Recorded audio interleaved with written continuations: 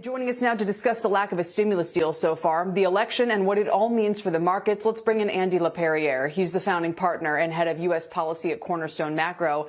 Andy, I'll lead with what I think is your headline here, that you think, I'll quote you explicitly, Trump was always behind, the tightening of the polls is now reversing, and he is likely to be defeated decisively. What makes you so confident given what we saw in 2016? Well, I think a number of things. Number one, Biden's lead is much larger than Clinton's lead was then. Biden is polling in, around 50-51, where Hillary Clinton was polling a lot less than that. The Democrats were in the White House at the time, and Hillary Clinton was much better known, so she was essentially the incumbent. And the undecided vote typically does not break towards the incumbent; it breaks away from the incumbent. The president's been consistently unpopular.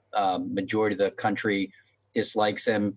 Close to half of the country strongly dislikes him. So I think when you look at, and you also can just look at the stability of the race, you can see, I mean, the list goes on. I mean, how about the fact that Republicans are in tough Senate races in South Carolina and Montana, places like that they should be winning comfortably.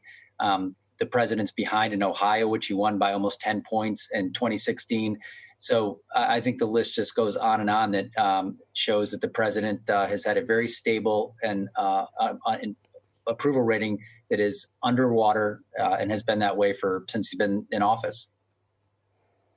So from where you sit, you think investors have been focused on the wrong thing, which is not, the kind of odds between Trump and Biden at this point. You think it's more about the odds of the sweep, of Biden winning and the Democrats taking the Senate. How likely do you think that outcome is, and what would it mean for markets?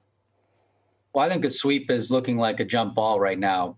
If Biden does in fact win by something like 6 to 8 points, which is where the polls have been over the last, call it 2 months or so, I think that implies a sweep. I mean, we do have the seat in North Carolina getting a lot more interesting over the last couple of days with some controversy for the Democrat there. And so that could be the marginal seat that determines who has the Senate. So I think that's an important development. But, right now Republicans are behind in 4 seats. They're going to pick up Alabama. That puts you at 50-50. And then you've got a number of other Republicans who are tied or a little bit better than tied. So there's an almost no vulnerability on the Democratic side in terms of other seats that are in play. So I think that's where we are. And it looks like, I'd say, a jump ball or even better for the Democrats for right now. And you're saying that a Democratic sweep would reduce the after-tax return of owning stocks, which would put downward pressure on stock prices. And of course, people have talked about, just how much that might reduce future earnings growth. But my final question to you is whether the Supreme Court nomination could make a Republican victory more likely in the Senate. I mean, we saw the so-called Kavanaugh effect after that extremely contentious hearing a couple of years ago. That's why the Republicans control the Senate now. Is it possible that if that confirmation moves ahead, they could do better than you expect?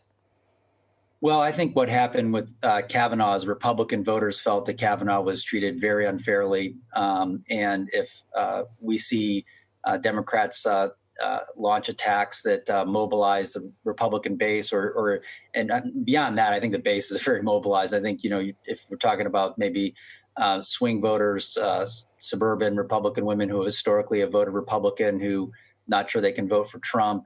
But if the Democrats attack Amy Barrett unfairly, particularly as an accomplished woman, that's the kind of thing that could move votes at the margin. I doubt it's going to have a big impact on the race, but it could move some votes at the margin.